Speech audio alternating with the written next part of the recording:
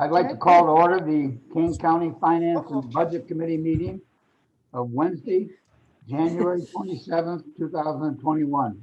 We have a roll call for attendance, please. Ford, Here.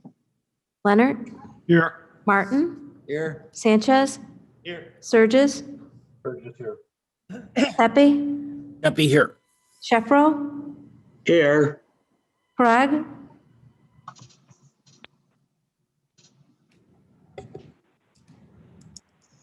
Berman here. Okay, we're all set, Mr. Berman. Thank you. We have a motion to approve minutes from our December 30th meeting. Moved by Ford. Second. Is there any changes, discussion? We have a roll call, please. Ford, Yes. Leonard, Yes. Martin, Yes. Sanchez, Yes. Surges, Burgess, yes. Pepe, Pepe, yes. passes. Do we have any public comments?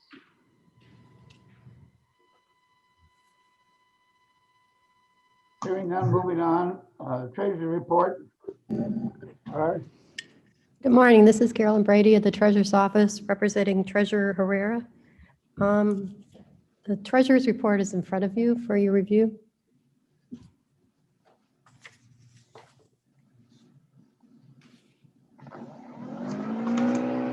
Any questions on the treasury report?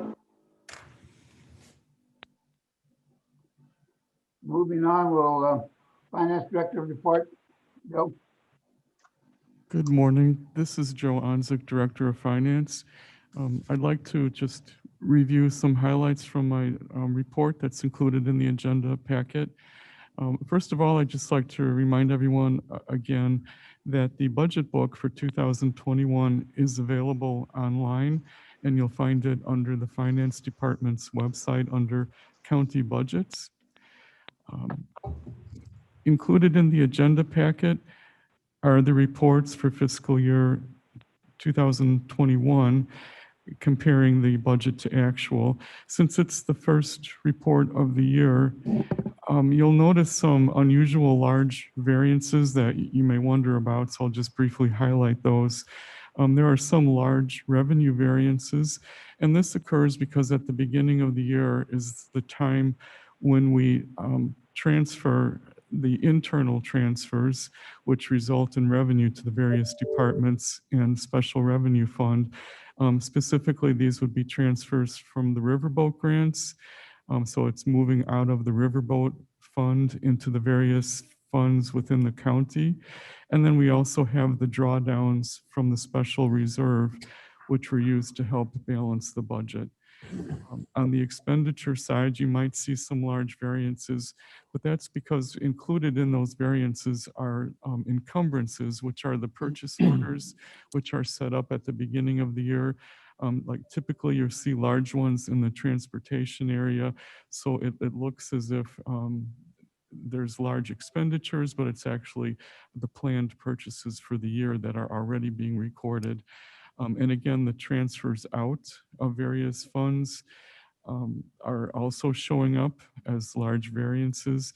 And then you have some timings of various payments, such as debt service principal payments and the insurance premiums that we pay at the beginning of the year. So they show up as large negative variances at the beginning of the year. Moving on to the fiscal year 2020 report, I provided an updated one within the packet for you, budget versus actual. This is still a preliminary report as we have much work to do to close the year. We're getting closer in recording all of the revenue for the fiscal year. We still, the significant ones that are remaining would be the revenue that's associated with the what we call the off balance sheet bank accounts. And so these are the bank accounts within the individual elected official offices that are not, that the transactions do not run through the New World accounting system. We have to post them manually, and we've not done that yet for the year. So that's a project that still is before us within the next few weeks. So once we do that, we'll show both the revenue and expenses that are associated with those special revenue funds.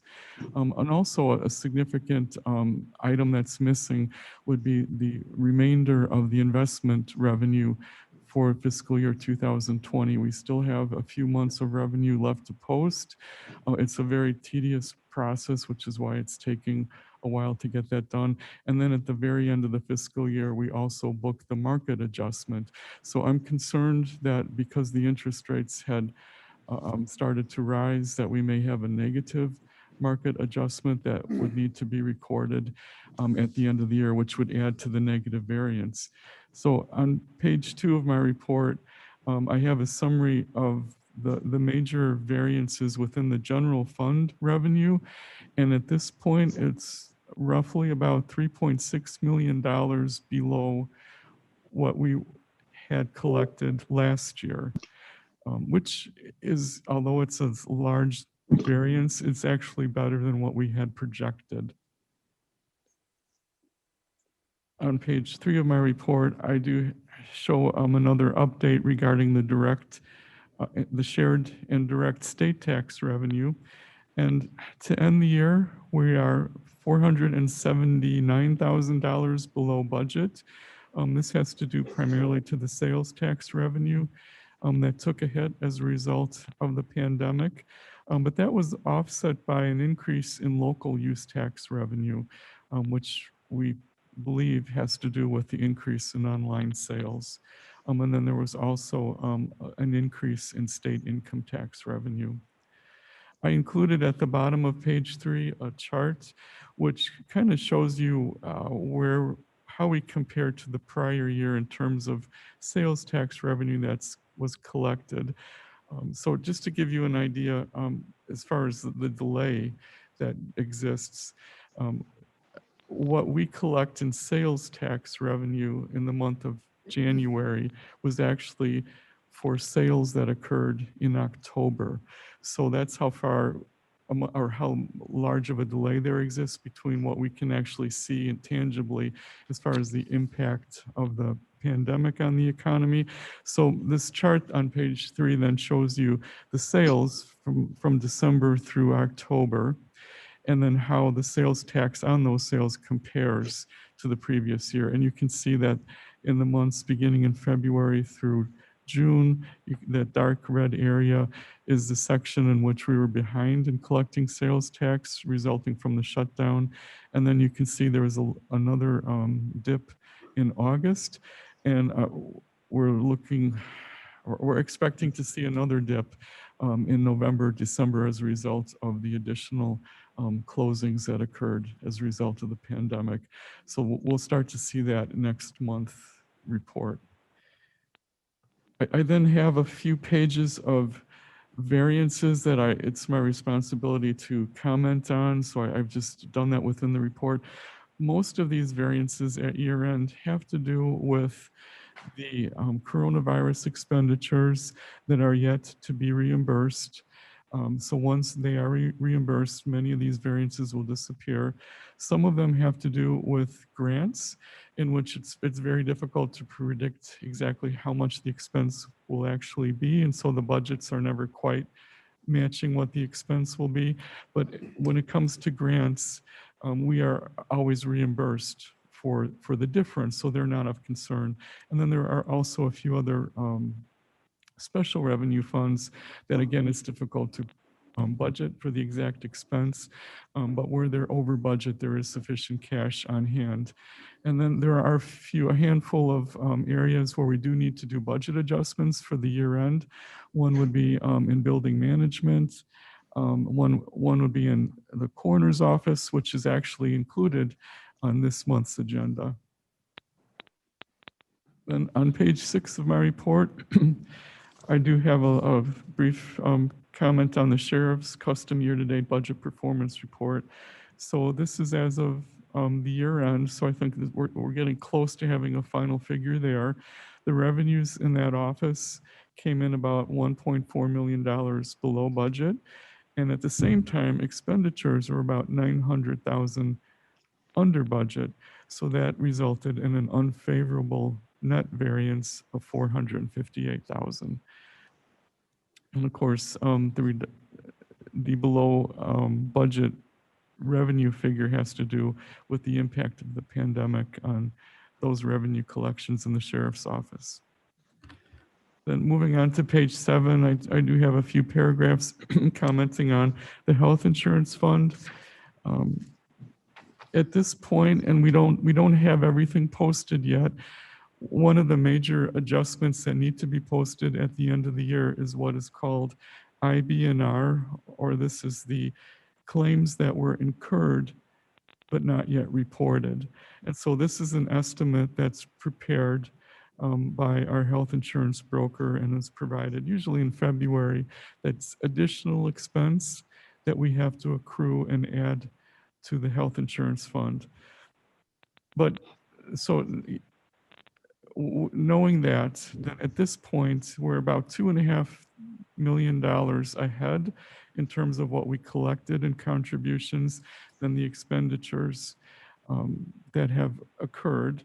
And so we realize that $2.5 million will come down once that estimate of incurred but not yet reported expenses is added in.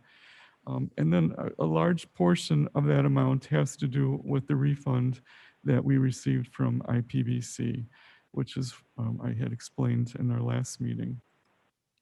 The cash balance for the health insurance fund is at 6.9 million.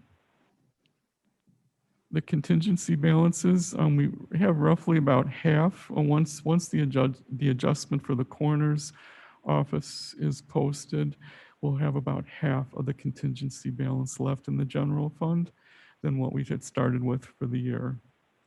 Capital funds, we've expended about 60% in building management. Information technology is still showing a large expenditure, but 2.5 million of that was COVID related that will be reimbursed. And the multi-use facility is about 63% expended.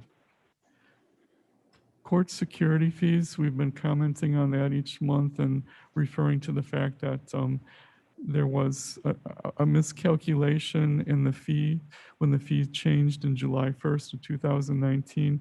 It's since been corrected, but at this point, we do now have a figure that was calculated by our judicial partners of $466,000, which is the amount that they have calculated to be that was collected in excess for the children's waiting room fund that should have gone to the court security fund.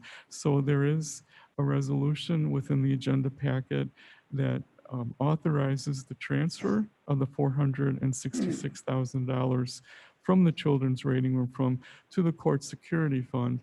Now, because the court security fund has already been closed and the balance from the court security fund has been transferred to the public safety sales tax fund, where all the purchases for the vehicles for the sheriff office take place. This $466,000 will actually move into the public safety sales tax fund to add to the amount that will be available for the sheriff for the sheriff's vehicles, because that is the place that would have been had those fees been collected all along. Regarding the CARES Act, moving to page 8, I was able to submit the report to the U.S. Department of Treasury for the fourth quarter ending December 31st. There's a snapshot of where we're at. The last column tells you how much that remains of what had been allocated in the fund. And this is as of the end of December, so we're almost another month beyond that, but it gives you an idea of where we're at. One of the things I thought was interesting was that the county payroll, the second line item, we have already fully expended what had been allocated for payroll. So we've been fully reimbursed for the entire amount of the payroll allocation, and we still have about $2 million left that is still eligible to be reimbursed for payroll that could not be reimbursed because we had already met the maximum amount that we had allowed ourselves to be reimbursed for payroll. So in the event that there are funds remaining, that would be one area that they could be applied. The Emergency Rental Assistant Grant, which is the new grant from the U.S. Department of Treasury related to the CARES Act, was applied for, and we had met the deadline, and we actually have already received our allocation of $15,781,545 on January 21st. Just a quick update on the external audit. The preliminary audit fieldwork has already taken place. It was during the week of January 19th through the 22nd. And the purpose of that preliminary work was for the auditors to assess the amount of risk, what areas they should focus on, and plan for the final audit fieldwork that will take place in March. And we're currently working on the 1099s and the W-2s that are due to be out by the end of this month. And then regarding purchasing, there's, let's see, one new bid that's out, a bid for the Ford 250 pickup for KDOT. And there are 3 that are currently in the process. And there's a small amount of quote savings, about $300. So there's not much to report there. So that concludes my report. If you have any questions, I'd be happy to answer them. Mr. Chairman, Shepro? Yes, Mr. Steppo. Joe, you mentioned that the coroner's adjustment would take about half of the contingency. Have you reached any tentative views about the remaining adjustments that will be forthcoming as to where that will leave the contingency fund? No, actually, I have not gotten that far. That's a project that will be taking place in the next few weeks so that we have a budget adjustment in time for the Finance Committee meeting. My sense is, from what I've seen so far, I think there's enough in the contingency to handle it, but I won't know for sure until we've completed posting everything we need to post. Any remaining invoices that we have gotten in late, perhaps from the vendors when they are posted, then we'll have a much better idea by next month as to what the final amount will be. But so far, I think there is enough. One thing that occurs to me, and maybe you already are doing this, but in the final report, I think it would be interesting for some of the board members, including me, to get a sense of which, where there are decreases in revenue, if you could put that together and to try to evaluate the overall financial impact of the virus on, everything.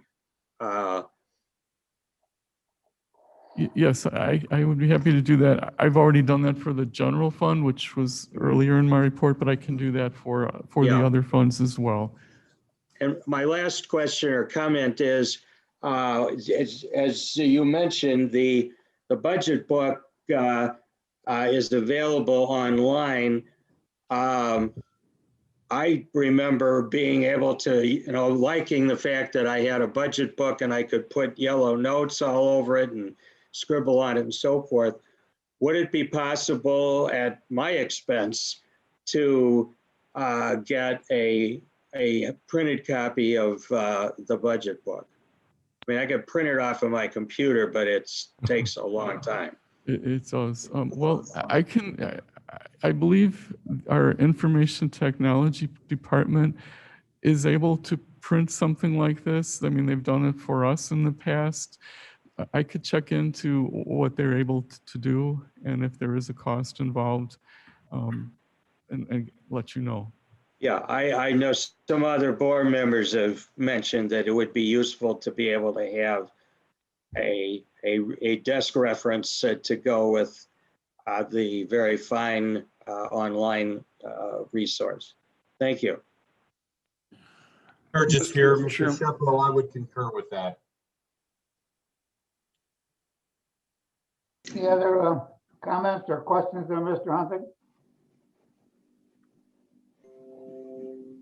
Yes, Mr. Chairman, this is Bill Leonard. I'd like to make one or two comments or questions for Mr. Anzick. First of all, Mr. Anzick, I think it's important that we realize with the coroner's budget, there's nothing we can do about that overage. That's because of additional deaths and services that they had to perform. My concern is that this next year of budget time, that we actually increase his budget. So this isn't an ongoing adjustment we have to make every year. This last year, we were over budget 34.9%, which is substantial. So I would just like to make note that we take a look at that when we're working on next year's budget and give the coroner an adequate budget to handle his expenses. Here, here. Very good. One other statement too I'd like to make is with respect to the court security fees. Mr. Anzick, I would like to thank you for the work you've done in getting those fees directed in the right area. And you had mentioned that $466,000 is going to be going into the public safety sales tax, and that will be used in the future for the sheriff to purchase vehicles. And at this point, he's trying to revolve those vehicles or replace those vehicles. I think about 4 or 5 vehicles per year, and that will handle that expense easily. So I thank you for your work on that.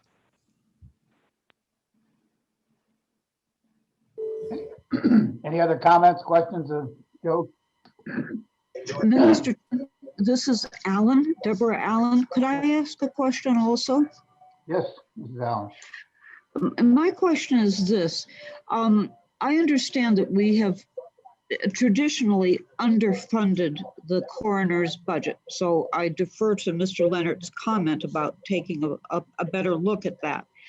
But I believe that in the last budget, we got rid of any expense that was still hanging over.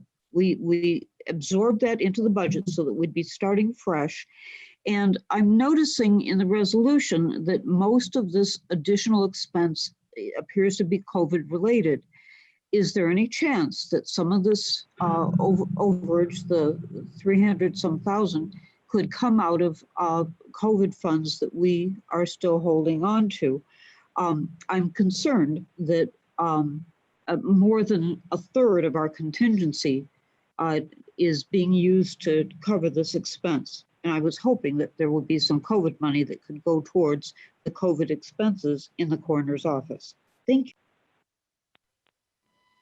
I can answer the question regarding the COVID expense. So any expenses that are non-payroll related in the coroner's office have been charged to the COVID expense accounts. So those are actually not included in this budget adjustment because they will be covered by the COVID reimbursement. So this is over and above what it would be covered. Now, the only questionable area might be within the personnel expense. So it's possible if the coroner has recorded time that can specifically be identified or associated with COVID issues, that could be reimbursed, but we've already exceeded our allocation for payroll by $2 million. So, we could add it to that list, but it's likely we'll not be able to be reimbursed from that. But the non-payroll expenses have already or will be reimbursed from CARES Act funds. Thanks, Mr. Anza. Any other questions, Jonathan? Thank you very much, Ms. Nazik. Finance report. New business. Excuse me, Mr. Chairman, this is Bill Leonard. You and I had spoke yesterday about an issue that we need to bring up for discussion here in new business. Yes. And that we need a consensus vote to move it forward to executive so that a resolution could be established and approved at the executive committee. I was wondering if I might be able to explain that to the committee. Yes, you can discuss that now. I was planning to do that later, but this is fine. Okay, thank you very much. I wanted to mention to everybody at the Finance Committee that last week at the Agricultural Committee, there was a request that 6 grant awards for food growers be presented and approved by consensus on the January 21st meeting of the Agricultural Committee. It was explained that there was a company that gave our county a $10,000 grant to be used to reimburse farmers for lost revenues. We sent out applications to 52 growers in our county, and 6 growers responded. Of those 6 growers, all 6 were awarded a $1,000 grant, and we still have $4,000 left. Our hope is that we can get a consensus here at the Finance Committee to move this forward, to have a resolution written, discussed, and approved at the Executive Committee meeting, allowing and approving the release of that grant money to those 6 growers, and also opening up a second round of applications for the other 4,000 available. So I asked, Mr. Chairman, that you ask for a consensus to move this forward, have a resolution presented at the Executive Committee for discussion and approval to move forward with the county board. Is that a motion? It's not a motion, it's just a consensus. I think what we need to do at this point is find out if there are any objections. Mr. Kenyon is here too. He's the chairman of the Agricultural Committee. So if anyone has any questions, they may want to defer those to him. I would say, Mr. Chairman, this is Ford. Yes. I don't have any objections to that. Is There's there no any, objection.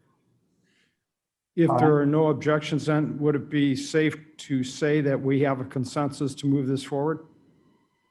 It appears that we do. You know, I was sort of fascinated by looking at each one of those individuals that received awards and on their websites as to what they do and how they're organized. And I tell you, it's I think they certainly are deserving of the awards. I think we have consensus. So moving on to our first item of business, the way I look at this is that whoever sponsors the resolution will bring it up, and then when that has been presented, then we will ask for a motion to discuss or to approve it, and then we can discuss it. So resolution A, authorizing a 2020 corner budget adjustment.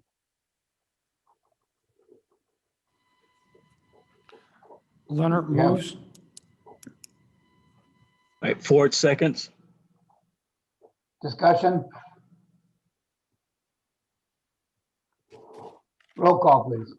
Ford, Yes. Leonard, Yes. Martin, Yes. Sanchez, Yes. Surges, Burgess, yes. Pepe, Pepe, yes. carries. All right, item B, authorizing the fiscal year 20 budget adjustment. Leonard moves. Martin seconds. Discussion? Roll call, please. Ford, Yes. Leonard, Yes. Martin, Yes. Sanchez, Yes. Surges, Burgess, yes. Pepe. Pepe, yes. Thank you. And item C, approving the funding of the emergency purchase of a coroner's vehicle and additional funds for the CAAC approved vehicle for COVID response. Ford moves. Sanchez seconds. Discussion? Roll call, please. Ford, Yes. Leonard, Yes. Martin, Yes. Sanchez, Yes. Surges, Burgess, yes. Pepe. Pepe, yes. Thank you. Item D, a resolution approving the transfer of fiscal year 21 salary budget from the sheriff's office to the state's attorney's office to fund the position of chief of the criminal division. Leonard moves. Sanchez seconds. Discussion? Ford, Mr. Chairman, Yes, just get an idea of what this position is supposed to cover. I know this is a new title or what.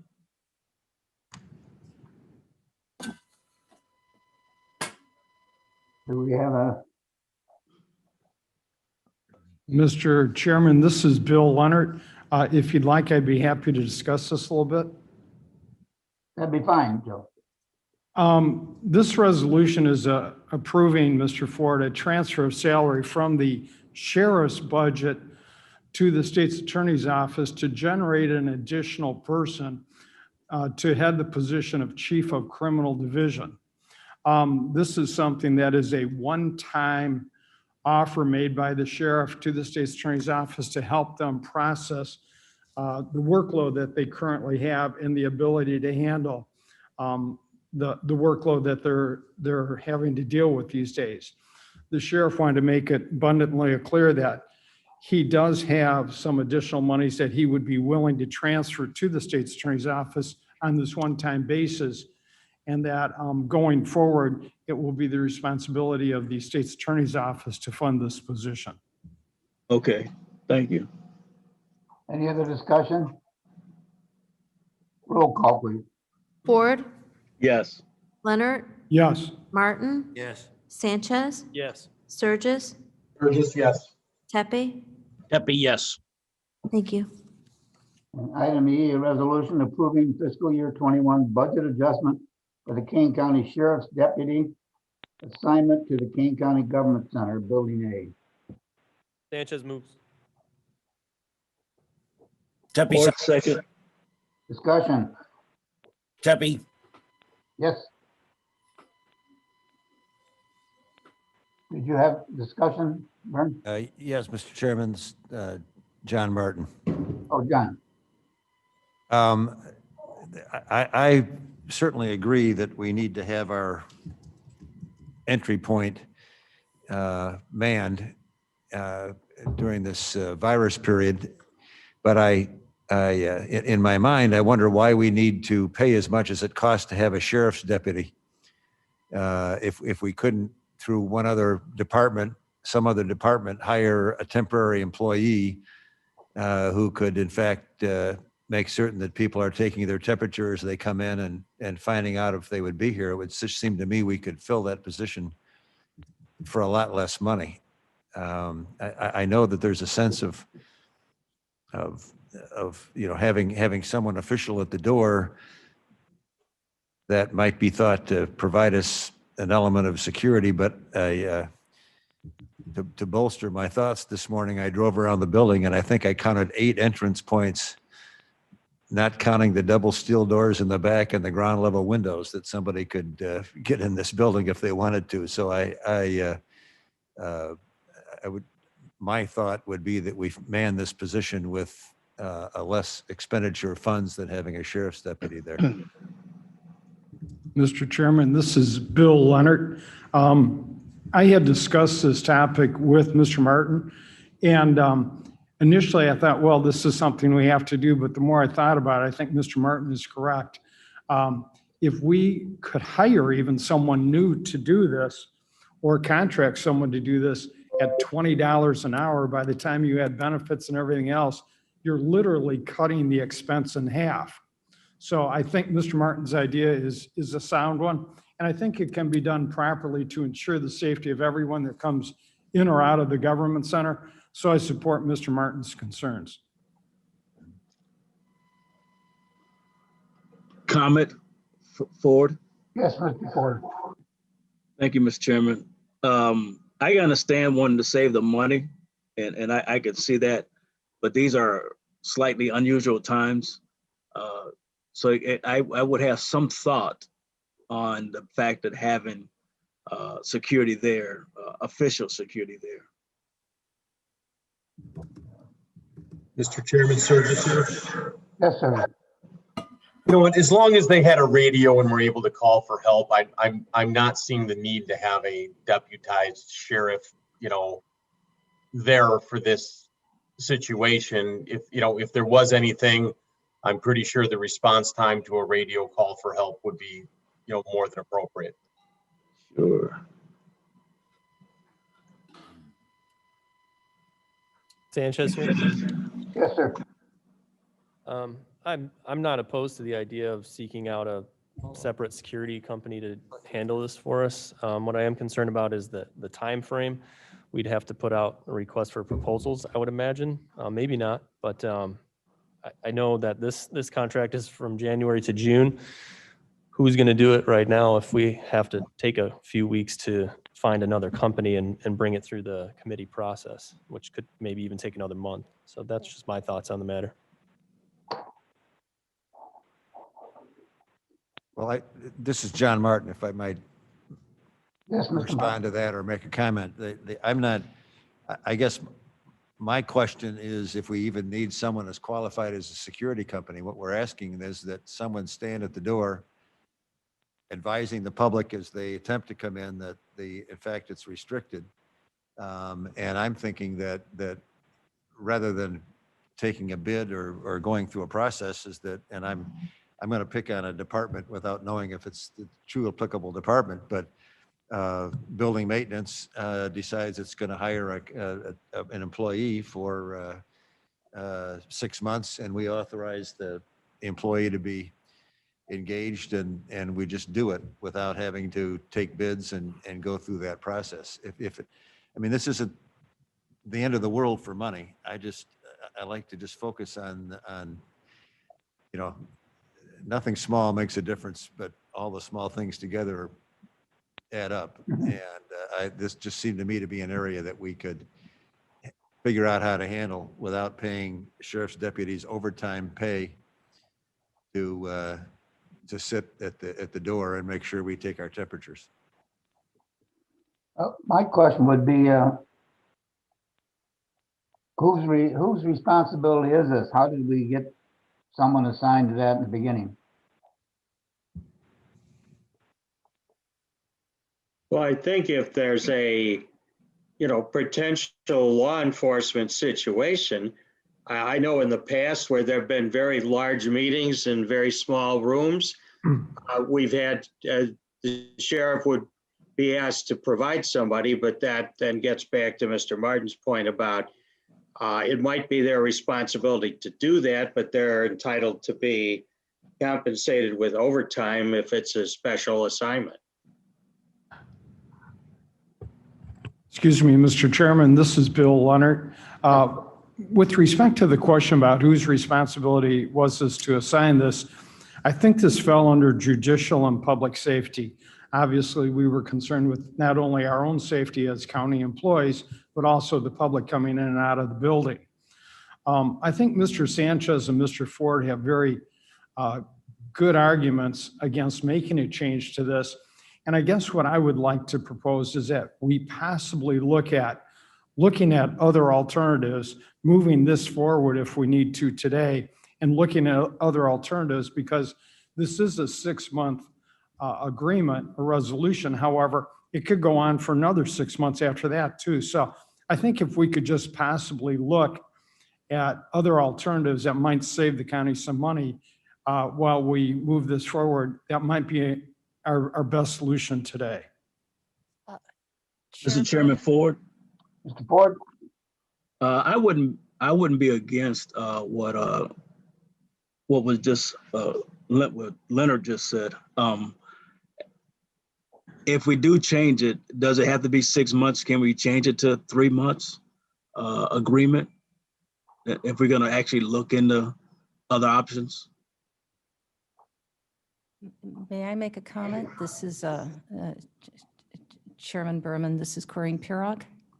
Yes, ma'am. Thank you for your concern about the financial pressure that is putting on our budget and the cost. I do appreciate that. But what I'd like to, we're talking about a short-term fix for a long-term problem. Building A is one of the few buildings here that we allow full access to the public without any kind of security. If you go into the clerk's office, they have security coming through for COVID. But even going forward beyond that, these are uncertain times. And having free access to our public is welcome. We want them here. But there is no metal detectors, and these are challenging times.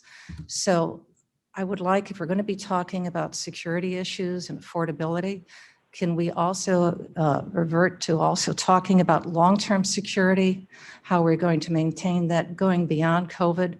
Because unfortunately, there are incidents that we know in public buildings that could really put the safety of our employees here in the building compromised, and we don't want that to happen. So I would like to be able, if we're going to have this conversation, let's talk about it not just short term, whether or not we continue to have a sheriff's deputy there or somebody else, but let's go further on that conversation, how we're going to maintain the safety and integrity of this building for our employees and the public who come into it. Mr. Chairman, Shepro? Yes, Jeff.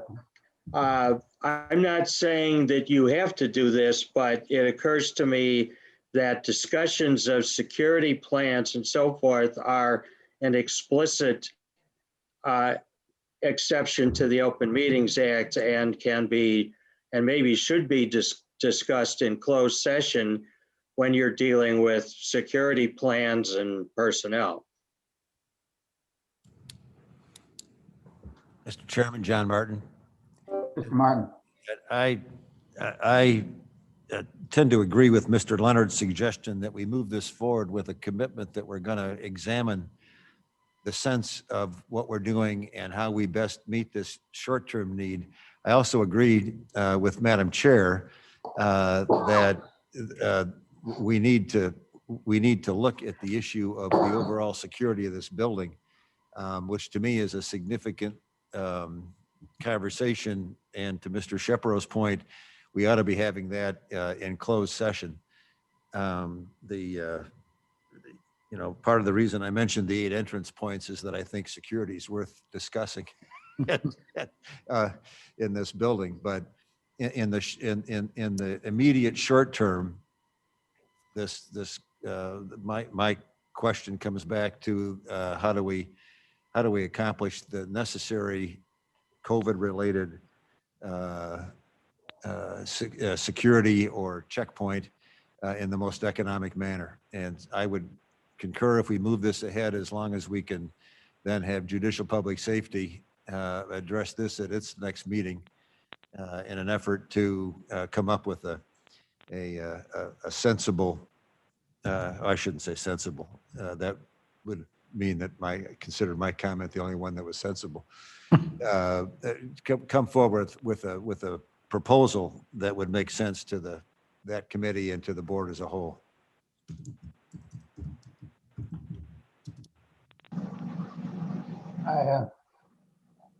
We obviously, can we add that to the resolution? Mr. Chairman? Yes. My suggestion would be is that if that is the will of the committee, that you take your vote on the resolution, and then a further motion could be made that's just procedural in nature to either, ask the chair of this committee to contact the chair of Judicial Public Safety, or simply to ask the committee to consider the points that the committee members have raised on this issue. I wouldn't suggest you try to amend the resolution that's currently before you. Very good. Is there any more discussion? I think we need to vote on the resolution. And then if there is a motion to direct the chairman to do whatever. We have roll call on the motion. Could we reread the motion so we're clear? Okay, so if I'm understanding this properly, this is the motion to approve the resolution for the FY21 budget adjustment for Kane County Sheriff's Deputy assignment to the Kane County Government Center Building A. It was made by Sanchez and seconded by Tepe. Thank you. We have the roll call, please. Ford, Yes. Leonard, Yes. Martin, Yes. Sanchez, Yes. Surges, Yes. Tepe. Yes. Thank you. I would entertain a motion, as Mr. Shepro said, as to directing us to take action. Martin moves. Sanchez seconds. Can we state that motion? The motion, as I understand it, is that we direct you as chairman to, in turn, speak with the chairman of Judicial Public Safety. We can barely hear you. I'm sorry, can you? Yes. There you go. Okay, the motion, as I understand it, is that we are directing the chairman of this committee to converse with the chairman of Judicial Public Safety with a direction on our part that they discuss the issue of how we, fill this position to meet its, to make it functional at the least appropriate expenditure. And secondly, that the topic be introduced relative to discussing the long-term security issues related to this building. That's a long motion. All right, we have a motion. Do we have a second? 4 seconds. Good. Any further discussion? We have a roll call on it. Ford, Yes. Leonard, Yes. Martin, Yes. Sanchez, Yes. Surges, Yes. Tepe. Yes. Thank you. Thank you very much. Moving on to item F, a resolution authorizing fiscal year 21 transfer of funds. Leonard moves. Martin seconds. Discussion. Roll call, please. Ford, Yes. Leonard, Yes. Martin, Yes. Sanchez, Yes. Surges, Burgess, yes. Tepe. Yes. Thank you. Item G, a resolution approving the purchase of 4 replacement vehicles for the sheriff's office. Leonard moves. Sanchez seconds. Discussion. Roll call, please. Ford, Yes. Leonard, Yes. Martin, Yes. Sanchez, Yes. Surges, Yes. Tepe. Yes. And Thank you. item H, a resolution authorizing emergency purchase affidavit for ancillary janitorial service agreement. Sanchez moves. 4 seconds. Discussion. Roll call, please. Ford, Yes. Leonard, Yes. Martin, Yes. Sanchez, Yes. Surges, Yes. Tepe. Yes. Thank you. Item I, a resolution authorizing the final available contract extension for the Kane County janitorial supplies provider. Sanchez moves. Martin seconds. Discussion. Roll call, please. Ford, Yes. Leonard, Yes. Martin, Yes. Sanchez, Yes. Surges, Yes. Tepe. Yes. Thank you. Item J, a resolution authorizing renewal of a contract for continuum of care support services for 2021. Martin moves. Sanchez seconds. Discussion. Roll call, please. Ford, Yes. Leonard, Yes. Martin, Yes. Sanchez, Yes. Surges, Yes. Tepe. Yes. Thank you. Item K, a resolution authorizing first contract extension available for Kane. Is that the one we just did? No. Kane County Elevator Preventive Maintenance Services. Ford moves. Sanchez seconds. Discussion.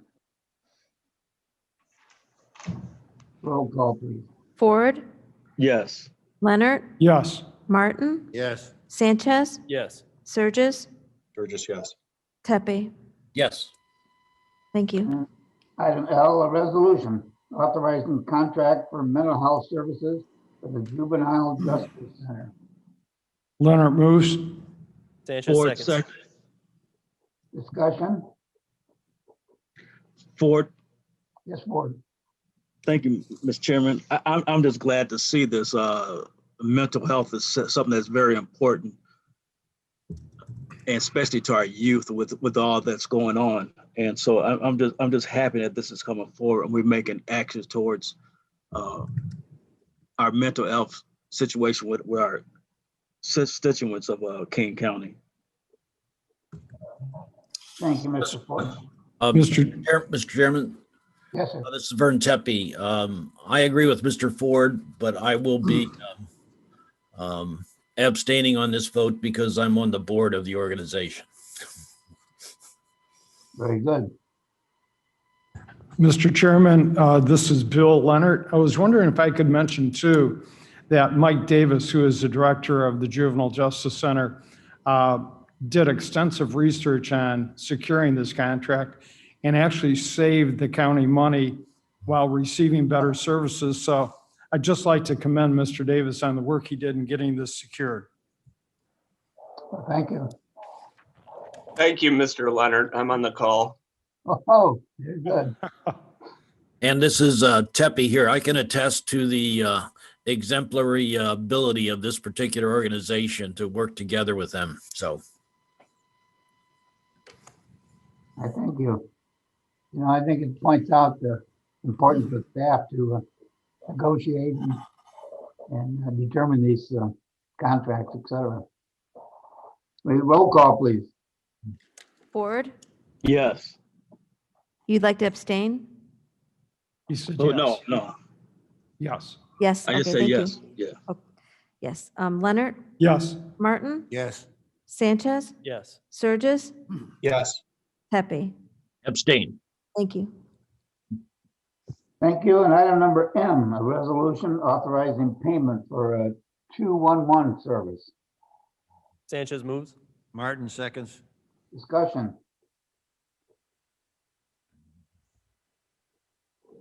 Ford, Mr. Ford. thank you, Mr. Chairman. This 211 is a great idea. I just hope we can continue to work together to get it, the information out to people that this exists and how much value it has. Well, I agree with Mr. Ford that I can say this, that as the mayor of North Aurora, that we had it on our website. We feel it's very important that we have this service, so very much in favor of authorizing it. Roll call, please. Ford, Yes. Leonard, Yes. Martin, Yes. Sanchez, Yes. Surges, Yes. Tepe. Yes. Thank you. And a resolution authorizing contract for a landscape and retaining wall and asphalt shaft renovation project for the Mill Creek SSA. Martin moves. Sanchez seconds. Discussion.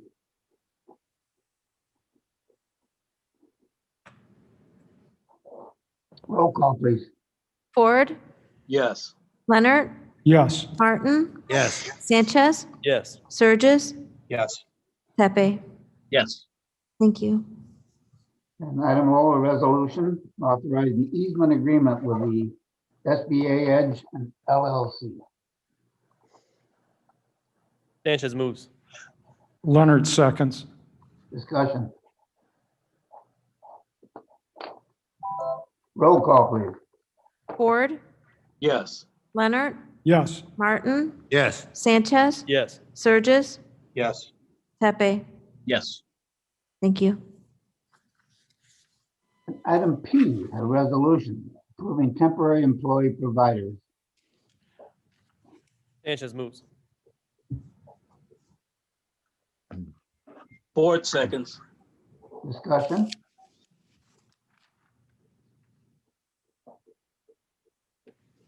Roll call, please. Ford, Yes. Leonard, Yes. Martin, Yes. Sanchez, Yes. Surges, Yes. Tepe. Yes. Thank you. And item Q, a resolution authorizing discontinuance of printing employee direct deposit slips. Sanchez moves. Martin seconds. Discussion.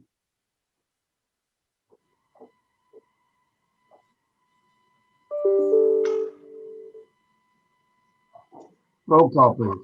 Ford, Yes. Leonard, Yes. Martin, Yes. Sanchez, Yes. Surges, Yes. Tepe. Yes. Thank you.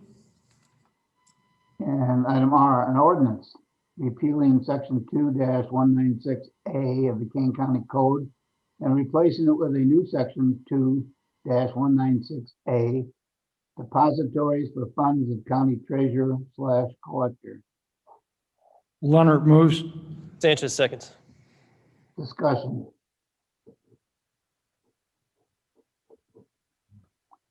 Roll call, please. Ford, Yes. Leonard, Yes. Martin, Yes. Sanchez, Yes. Surges, Yes. Tepe. Yes. Thank you.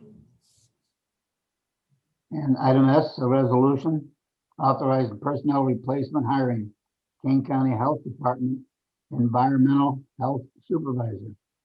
Sanchez moves. Leonard seconds. Discussion. Roll call, please. Ford, Yes. Leonard, Yes. Martin, Yes. Sanchez, Yes. Surges, Yes. Tepe. Yes. Thank you. And item T, a resolution authorizing approval of personnel hiring for Information Technology Department and Office Assistant. Sanchez moves. Tepe Seconds. Discussion.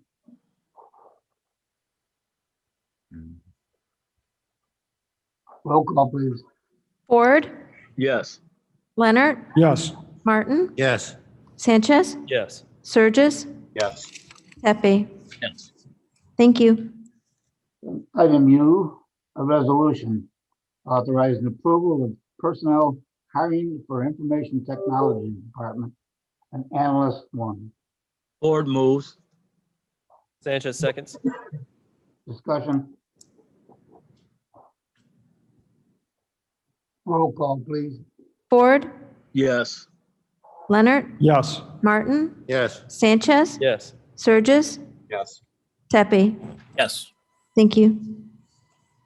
And item B, a resolution approving December 2020 claims paid. Leonard moves. Ford seconds. Discussion.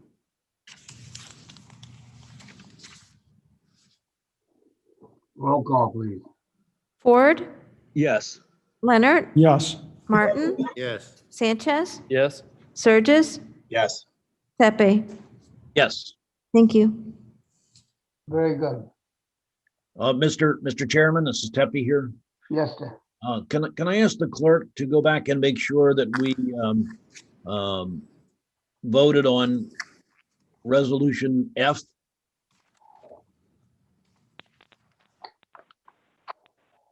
Yes, we did.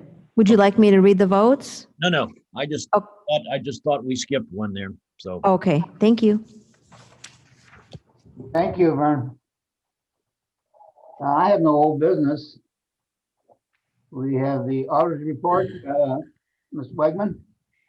Good morning. Thank you so much. So we've had a busy month in the auditor's office. We did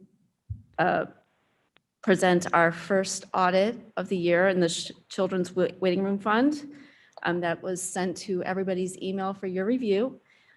We did have the time frame from that audit was from 2014 to 2019. In reviewing our audits, we did notice that this audit had not been completed. So we did complete this. After the review, we did come up with 2 significant risks. One, which was addressed today, which we're very happy about, with the authorization of the fiscal year 21 transfer of funds to the court security. The additional significant risk that we've recognized is recommendation number 6 on our report, which would be addressing who has control of the Children's Waiting Room Fund. Per the statute, that is in the control of the county board. So we did not locate a resolution providing the current authorization of the court administrator. So we would recommend that the county board discuss that with the state's attorney and get their ruling on who actually has the authority to administer this fund. So that would be our Children's Waiting Room Fund. And then additionally, we have been working on our transition audits. As everyone is aware, this has been a big year for transitions. And currently there are 7 transition audits that are due. The statute provides that these transition audits are required to be completed 180 days after the department head or elected official has left office. So we have begun doing that. In doing so, we became aware that some of the fees, or that there would be some additional costs associated with these transition audits when it comes to requesting confirmation for bank accounts. This is a new fee structure with the banks. After we came across this information, we did some more research into the statute to try to determine who would be responsible for these fees, and then realized there is no resolution allowing the county auditor to complete these transition audits. Historically, the Kane County Auditor has conducted the transition audits for any transitioning department heads. However, that is just a historical action. I did speak with the previous finance committee chair and was confirmed that this was just historically completed. So being that the transition audits are decided upon by the county board, we are needing direction. We will continue to complete our transition audits that we've started. We have the ability to do so. We have them planned out. There's no obstacle for us to do so. We have requested a state's attorney's opinion. We have not received a response. But we do have an issue with whether or not we are the final authority to publish these audits. And we have a clock ticking down 180 days. This is a very busy time of year for auditors. So if we have to go out to bid or have an outside CPA firm to complete these, we need to act upon it. Once again, this is something that just, we stumbled upon the statute and realized there's no resolution.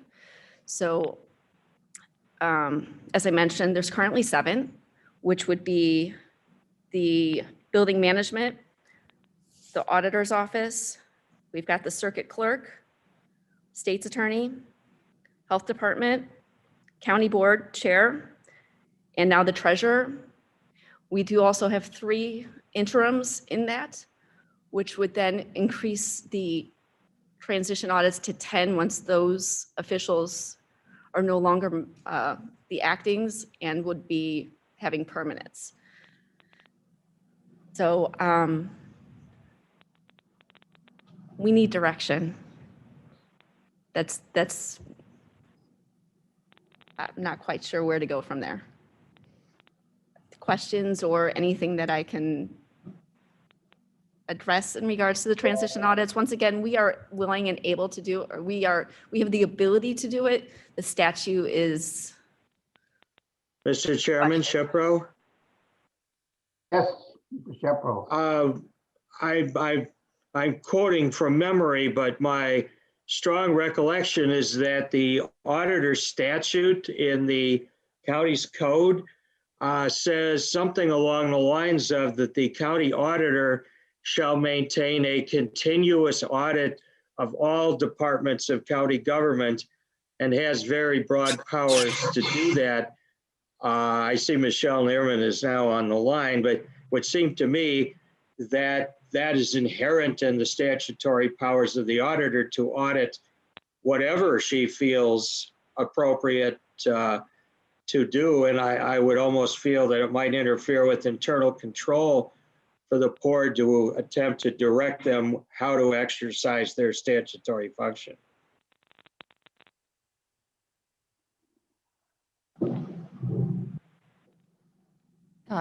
Chairman Berman, this is Chairman Pirog. May I have a moment? Yes, Madam Chairman. I talked to Auditor Wegman about this issue. She brought it to my attention. And I believe not only is it the direction, it's a financial decision that we have to make from the board. Pending the outside audit from an external agency, that cost may be up to $100,000 as an estimate, $10,000 per audit.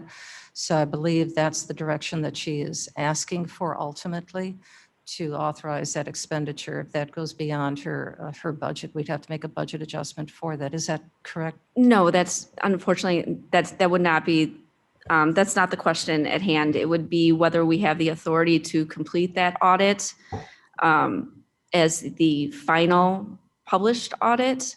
If we are not able, according to county board direction, then it would need to go out to bid, and we would estimate that each audit per department would be approximately $10,000.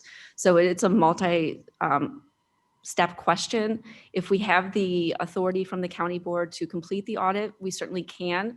There would be a minimal cost associated with that. We're thinking less than $1,000, probably less than $500, just because we need to pay for the account confirmations as part of our transition audits.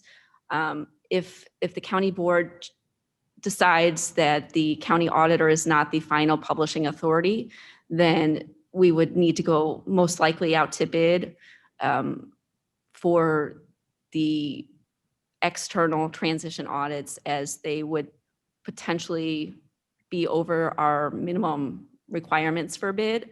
I do understand in speaking with Mr. Onzik that we have a potential auditing company where we're already under contract. We may be able to add these in theory 10 transition audits to that. Being that one of the massive concerns here is the time frame that the statute requires us to have these completed in. And we are under that impression that our current contractor would be able to complete these audits within that time frame. But the major question at hand is whether the Kane County auditor has the final authorization to complete these transition audits. And it's the terminology in the statute that that we're waiting for the state's attorney's decision on, but ultimately it comes down to the county board decision. Thank you for that clarification. Mr. Chairman, John Martin. Martin? Yes, Mr. Martin. At the risk of sounding naive, it would just seem if we have an auditor, they ought to audit. And I know that makes me sound ultimately naive. But to Mr. Shepro's point, I don't want to get into the business of instructing elected officials how to conduct their activities. It's ground that we're not supposed to walk on. And I would ask, since the opinion's been requested, we need affirmation from the state's attorney's office. But to me, logic and Mr. Shepro's recollection of the statute just seems to make it clear that the function of the auditor is to audit. So I'm supportive of continuing what historically we've done in whatever manner we need to move it ahead, but I am uncomfortable in finding it necessary to instruct an elected official. That's a statutory interpretation. It's actually under the county board's decision. So while yes, it's my ability and we're completely capable of doing it, but the statute specifically requires the county board to make the decision on who can complete the audit. Okay, right. Well, I'm not, as I said, I make my best statements when I have no factual or knowledge basis to make them, but I just, the simplicity of life and the economics involved lead me to conclude that I want to do whatever we need to do to keep doing what we've been doing. Sanchez here. Yes, Sanchez. Just from what I'm hearing, it sounds like it's a technicality. We just need to make official the custom that we've followed on this for decades, I'm assuming. So I'm just going to suggest if we work with the state's attorney's office and see if we can get a resolution to instruct the auditor's office in this manner up at the next executive committee meeting, or if not by then full county board, and then just make it official. I would hope that the direction would include an analysis of what the extent of the county board's rights or restrictions are with respect to this issue. Yes.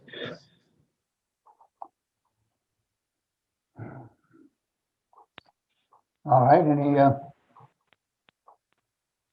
questions of for auditor? I think we've got, Thank you very much. all right. This is Chairman Pirog. Could we request that the state's attorney have this done for the executive committee so we can be post haste? I think that'll be the next one that we can make the decision if that's appropriate. We've been informed that they would make a decision by the end of the week. Oh, fabulous. Thank you. Very good. Moving on. Motion to replace place reports on file. Pepe, so moved. Leonard seconds. Discussion. Roll call, please. Ford, Yes. Leonard, Yes.